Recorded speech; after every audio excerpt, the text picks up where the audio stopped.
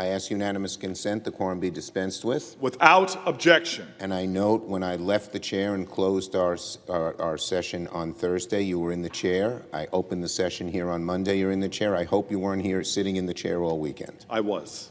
You're a dedicated man, Mr. President. Okay. Minute.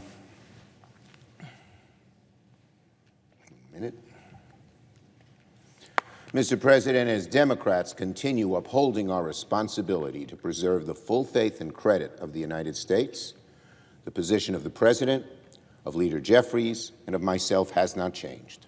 Default must be taken off the table. Never in the history of our country have we failed to pay our bills on time. To default now would mean crossing a terrible point of no return, where the biggest losers will be America's seniors, America's small businesses, America's working and middle-class families, and everyone who relies on Social Security, Medicare, and pension payments, 401ks. Last Friday, I wrote a dear colleague to my Senate colleagues, explaining just how destructive a first-ever default would be. I warned, as many economists have warned, that a first-ever default would crash the economy, increase costs, and kill jobs. Crash the economy, increase costs, kill jobs. Who would want that? But that's what awaits American families on the other side of the X date if no action is taken. According to experts, a default would almost certainly plunge the United States into another recession, shrinking GDP growth by an alarming 6%. A first-ever default would make life's most important expenses far more costly. Mortgages, car payments, student loans, small business loans, all would skyrocket. They wouldn't just go up half a point, they'd go up a lot. But the value of retirement accounts, which Americans spend their whole lives, every 2 weeks, every month, every 6 months, putting that money in so they'd have a decent retirement, would nosedive. And of course, if the United States defaults in a few weeks for the first time ever, experts warn as many as 8.3 million jobs would be lost. It would be a catastrophe. No one should play with it. No one should flirt with it. No one should hold it hostage and say, unless you do this, we're going to default, because the consequences of default are just awful. Americans have been to hell and back over the past couple of years as we have tried to recover from record employment we saw during COVID. And Americans are coming back.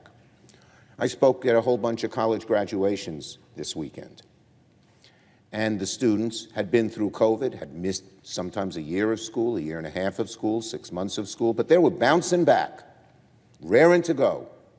Gave me some faith in the future of the country. But if default were to hit them and the rest of the country, wow, that would be awful.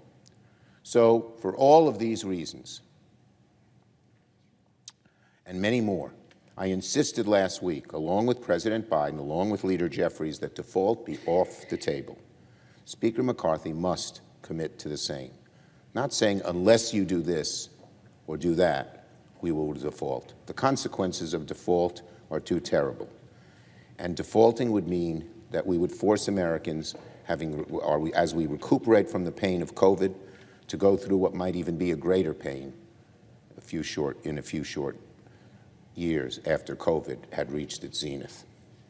That alone should push leaders on both sides to agree default is not an option under any scenario. For decades, Democrats, Republicans have worked out our differences about spending and revenues through the annual budget process. That process began earlier this year when the President released his budget proposal. This week, both sides are continuing to hold parallel discussions about the budget. What we should do with revenues, what we should do with spending, as Congress does every year. These conversations are going on right now among the four leaders and the President's representatives as I speak. And I'm glad these conversations are continuing in a very, very serious way. The President, Leader Jeffries, myself, we welcome a bipartisan debate about our nation's fiscal future. But we've made it plain to our Republican colleagues that default is not an option. Its consequences are too damaging, too severe. It must be taken off the table.